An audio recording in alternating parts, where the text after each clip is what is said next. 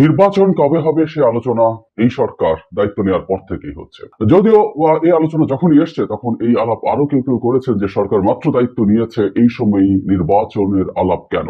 আমাদের মনে থাকার কথা, বিএনপি স্পেসিফিকলি প্রথম 3 মাসের মধ্যে নির্বাচন দিতে হবে, তারপর 6 মাসের মধ্যে নির্বাচন দিতে হবে, কিন্তু তারা রিয়েলাইজ করেছে যে এই আলাপটা তাদের হয়তো ওই সময় প্রিম্যাচিওর হচ্ছে, ফলে তারা পরবর্তীতে নির্বাচনের রোড ম্যাপ চাইতে শুরু করেছিলেন। ডক্টর ইউনূস সম্প্রতি আজারবাইজানে গেছেন জলবায়ু সম্মেলনে, সেখানে একটা সংবাদ সংস্থার সাথে সাক্ষাৎকারে নির্বাচন সম্পর্কে কয়েকটা কথা বলেছেন। সেটাকে আমরা কিভাবে দেখবো সেটা একটু বোঝা দরকার আছে, এবং তিনি এই কথাগুলো যে প্রেক্ষাপটে বলেছেন সেই প্রেক্ষাপটও এখন ভাইটাল। তিনি বলছেন, আমরা হলাম অন্তর্বর্তী সরকার, আর তাই মেয়াদকাল যতটা সম্ভব সংক্ষিপ্ত হওয়া উচিত। একদম খুব স্পষ্ট ভাবে বলা হয়েছে। তিনি আরো বলেন, যেভাবে প্রতিশ্রুতি দেওয়া হয়েছে সেভাবেই একটি অবাধ এবং নিরপেক্ষ নির্বাচন আয়োজন করা হবে।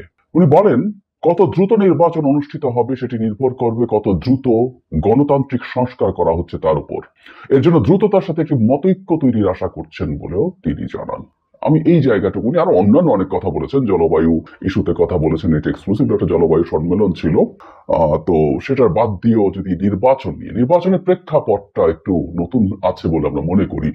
আমরা খেয়াল করেছি নির্বাচন কবে হবে সেটা নিয়ে আবার একটু জোর গলায় আলাপ আলোচনা শুরু হয়েছে, এবং যে বিএনপি বেশ কিছুদিন ধরে চাইছিলেন যে একটা রোড ম্যাপ দেওয়া হোক, সেই বিএনপি এখন আশু বা দ্রুত নির্বাচন নিয়ে আলাপ শুরু করেছেন। এটা আমাদের সামনে এখন খুব ক্লিয়ার। এটার একটা স্পেসিফিক পয়েন্টও আছে, আমরা ধারণা করতে পারবো। সেটা হচ্ছে বৈষম্য বিরোধী ছাত্র আন্দোলন এবং নাগরিক কমিটি তারা কতগুলো তাদের চাওয়া বা দফা ঘোষণা করেছেন নিজেদের মতো করে, এবং তারা সরকারকে চাপ দিতে শুরু করেছেন। রাষ্ট্রপতি অপসারণ থেকে শুরু করে সেকেন্ড রিপাবলিক প্রক্লেম করা এবং নতুন সংবিধান লেখা, আগে সংবিধান বাতিল করে এটাকে বাতিল ঘোষণা করে। এই ঘটনার পর থেকে বিএনপি খুব জোরে দ্রুত নির্বাচনের দাবি আবার শুরু করছে। সো এই প্রেক্ষাপটেই প্রধান উপদেষ্টা এই বক্তব্যটা দিয়েছেন আমরা ধারণা করতে পারি। এখন কেন, বা এতে আমরা আদৌ কতটুকু কি মনে করব? আমরা প্রাথমিকভাবে মনে করব এটা যে প্রধান উপদেষ্টা দেশের প্রধান রাজনৈতিক দল বিএনপির জায়গা থেকে নির্বাচন চাওয়ার এই বিষয়টাকে অ্যাড্রেস করতে চাইছে। মানে আমরা প্রায় বলি জনগণ নির্বাচন এখনই চায় না, দ্রুত চায় না, বহু পরে চায়, বা জনগণ নির্বাচন এখনই চায়। এই জিনিসগুলো তো আসলে আমরা জানি না। আমরা জনগণ বলতে আমি আমার আশপাশে বা আমার সোশ্যাল মিডিয়ার বাবলে যারা আছেন তাদেরকেই বুঝি, এবং তাদের মতামতই আমরা দেখি, এবং সেটাকে আমরা আমাদের মতো করে ইন্টারপ্রেট করার চেষ্টা করি।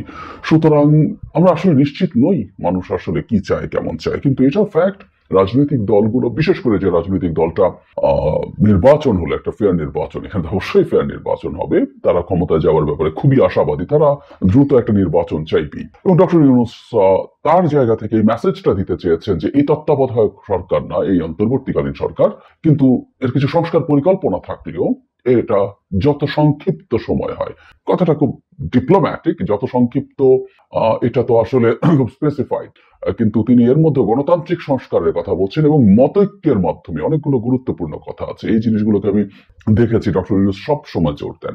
সুতরাং কোনো সংস্কার চাপিয়ে দেওয়া হবে না, আমরা অন্তত তার বক্তব্য থেকে এই জিনিসটা বুঝি।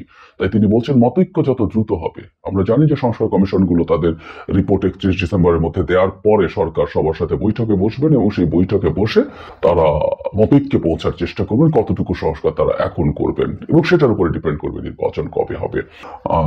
তাতে কিছু যদি কিন্তু তো আছেই, কিন্তু তিনি তার জায়গা থেকে এটা নিশ্চিত করতে চেয়েছেন, কারণ এই ধরনের একটা সমালোচনা বা ধারণা কারো কারো মধ্যে আছে যে এই অন্তর্বর্তীকালীন সরকারের কেউ কেউ আছেন যারা এই সরকারটাকে দূরে টেনে নিয়ে যেতে চান, এবং সংস্কার বা অন্যান্য অজুহাতে তারা এটাকে অজুহাত মনে করছেন, এই অজুহাতে তারা এই ক্ষমতা থেকে যেতে চান, এবং এটার জন্য শুধু সরকারের ভেতরে না, সরকারের বাইরে থেকেও অনেকের এক ধরনের উস্কানি আছে।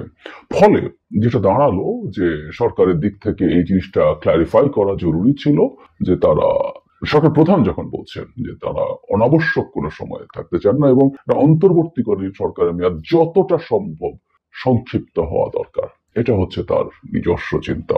সো আমরা তাকে এই ব্যাপার নিয়ে বলবো সেটা হচ্ছে সরকারের অবস্থানটা ক্লিয়ার হয়েছে মোটামুটি, যদিও অ্যাম্বিগুইটি আছে, কিন্তু 100 দিন যাওয়ার পর আমার মনে হয় এবার যখন একটা ক্লিয়ার রোড ম্যাপ, মানে সরকারকে আসলে এবার স্পষ্ট একটা টাইম ফ্রেম দেওয়া দরকার আছে। টাইম ফ্রেম আসলে আরেকটা কারণেও জরুরি, এটা মনে রাখা দরকার, সেটা হলো প্রত্যেকটা রাজনৈতিক দল যারা ভবিষ্যতে বাংলাদেশ শাসন করবে, একটা দেশ গণতান্ত্রিক দলগুলো, রাজনৈতিক দলগুলো শাসন করবে, এটাই নিয়ম।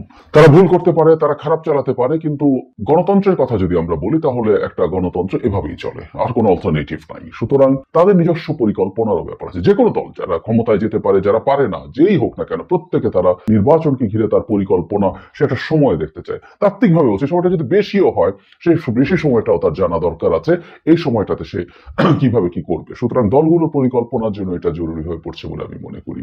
আমি আশা করি সরকার 100 দিন পার হওয়ার পর নিজেদের মধ্যে বসবেন এবং তারা আসলে আরো স্পেসিফিক সময় দেওয়ার একটা চিন্তা ভাবনা করবেন। আমি জানি সংস্কার প্রস্তাবের পর আলোচনার ভিত্তিতে সেটি ঠিক হওয়ার কথা, কিন্তু মোটামুটি তারা এখনই রাজনৈতিক দলগুলোর সাথে একটু যোগাযোগ বাড়ানো এবং তাদের মোটামুটি একটা ধারণা তৈরি করা, এবং সেটার আভাস পুরোপুরি স্পেসিফিক ডেট না দিলেও একটা আভাস তাদের নির্বাচন নিয়ে দেওয়া শুরু করা দরকার। কারণ নির্বাচনের ডেট এবং কবে নির্বাচন হচ্ছে এটা নিয়ে একটা অস্থিরতার শঙ্কা আমরা উড়িয়ে দিতে পারি না। কেউ চাইছেন, এমনকি রাজনৈতিক দলের মধ্যে কেউ কেউ আবার এই ব্যাপারে দ্বিমত প্রকাশ করছেন যে সরকার অনেক বেশি সময়ও থাকা উচিত। প্রত্যেকে তার তার রাজনৈতিক হিসাব আছে। সুতরাং এই হিসাব নিয়ে যদি মাঠের রাজনৈতিক দলগুলো নেমে পড়ে, এটাই সরকারের জন্য সামাল দেওয়া কঠিন হবে। সুতরাং সরকারের প্রোঅ্যাক্টিভলি, রিঅ্যাক্টিভলি না, প্রোঅ্যাক্টিভলি এই ব্যাপারটাকে ডিল করা দরকার এবং আরো বেশ খানিকটা স্পেসিফিক তথ্য তাদের খুব বেশি সময় নেওয়া উচিত না দেওয়ার জন্য।